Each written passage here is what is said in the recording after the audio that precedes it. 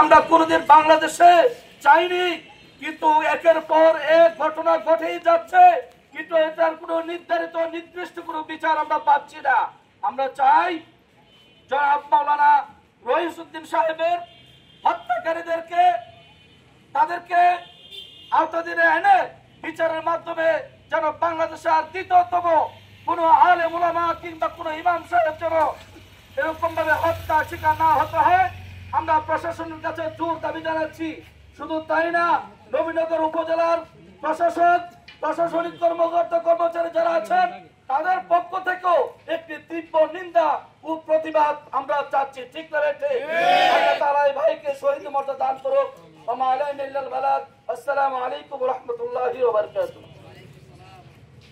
সম্মানিত উপস্থিতি, এই পর্যায়ে বক্তব্য নিয়ে আসছেন নারায়ণপুর কামিল মাদ্রাসার সম্মানিত আরবি প্রভাষক জনাব মোহাম্মদ জাবিদুর রহমান। জনাব মোহাম্মদ জাবিদুর রহমান।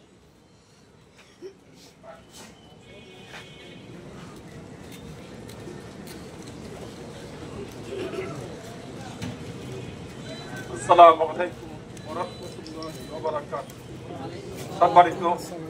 সম্মানিত উপস্থিতি, আজকে অত্যন্ত বারাক্কান্ত হৃদয়ে বাংলাদেশের ব্রাহ্মণবাড়িয়া জেলার নবীনগর প্রেস ক্লাবের সামনে আমরা একত্রিত হয়েছি। আমরা আহলুস সুন্নাত ওয়াল জামাত সরছিনা সোনাকান্দা ফুলতুলি আড়াইবাড়ি ছাত্রা দামকি চট্টগ্রাম সহ আমরা সকলেই শান্তিপ্রিয় মুসলমান। কথা বলেন ঠিক কিনা?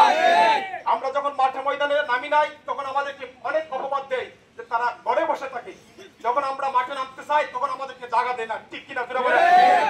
আজকে অত্যন্ত বারাক্রান্ত হৃদয়ে আমি 2006 সাল থেকে ইমামতি করি এবং নারায়ণপুর মাদ্রাসার আরবি প্রভাষক। আজকে আমি অসুস্থ শরীর নিয়ে ঢাকাতে গিয়েছিলাম, এখানে উপস্থিত হয়েছি একমাত্র আল্লাহকে খুশি এবং রাজি করার জন্য। আমার সেই রইস ভাইয়ের কোনো দোষ ছিল না। কথা বলেন ঠিক কিনা? একটাই দোষ, ফিলিস্তিনের জন্য, আল আকসার জন্য, মাসলুম মুসলমানের জন্য, ভারতের জন্য তিনি সেখানে গিয়েছিলেন এবং মানুষকে দাওয়াত দিয়েছিলেন। এটা ছাড়া আর কোনো অপরাধ ছিল না। কথা বলেন ঠিক কিনা? আর না হলে মিথ্যা অপবাদ 2 মাস আগের ঘটনাকে কেন্দ্র করে ওইটা আগেই করতে পারতো।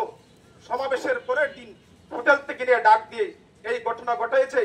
তার চেয়ে সবচেয়ে নিকৃষ্ট কাজ করেছে পুলিশ বাহিনীর সেই ইয়াজিদের সন্তান, ইয়াজিদের বাহিনী। পানির অভাবে হুসাইনকে শহীদ করেছিল। আমরা ইতিহাস জানি কারা শহীদ করে, কারা মানুষ হত্যা করে। আজ পর্যন্ত কোন আহলুস সুন্নাত ওয়াল জামাত কোন মানুষকে হত্যা করে না। কথা বলে ঠিক কিনা? আল্লাহ পাক বলেছেন মান কাতালান নাফসা বিগাইরি নাফসিন, আল্লাহ রাব্বুল আলামিন বলেন ফাকান্নামা কাতালান নাসা জামিলা, যে অন্যায়ভাবে কোন মানুষকে হত্যা করলো সে যেন সমস্ত জাতিকে হত্যা করলো। আজকে আমি দেখেছি অনেক কমির আলেমরাও ইমাম সাহেব হিসেবে রেজাউল করে আপনার সহ অনেকেই লেখালেখি করেছেন। আমি কওমি বুঝি না, আলিয়া বুঝি না, বাংলাদেশের একজন নাগরিক। 2 নম্বর কথা হচ্ছে জাতির শ্রেষ্ঠ সন্তান আলেম যার মুখে ছিল দাড়ি, আজকে এই লোকটাকে পিঠে এমন ভাবে হত্যা করেছে, জাল হাজতে তাকে চিকিৎসা করে নাই, পানি দেয় নাই, পানির বোতলটা সামনে নিয়ে ছোট বাচ্চার মতো আবার ফিরে নিয়ে গেছে। তার চেয়ে কঠিন অবস্থা আর কি হতে পারে? কথা বলেন ঠিক কিনা? আমরা একটি নিন্দা এবং প্রতিবাদ জানাচ্ছি। কথা বলেন ঠিক কিনা? কাউকে ভয় করি না। যদি আমরা মাঠে নামি, বাংলাদেশ শাহজালাল, শাহফরান, ফুরফুরার আল্লাহর ওলিদের দেশ। প্রতিটি ইঞ্চি জায়গাতে আল্লাহর ওলিদের ওখানে সন্তান রয়েছে। ইনশাআল্লাহ আমরা রক্ত দিয়ে এই দেশে আহলুস সুন্নাত ওয়াল জামাত নবীর ইশক কায়েম করব। কথা বলেন ঠিক কিনা?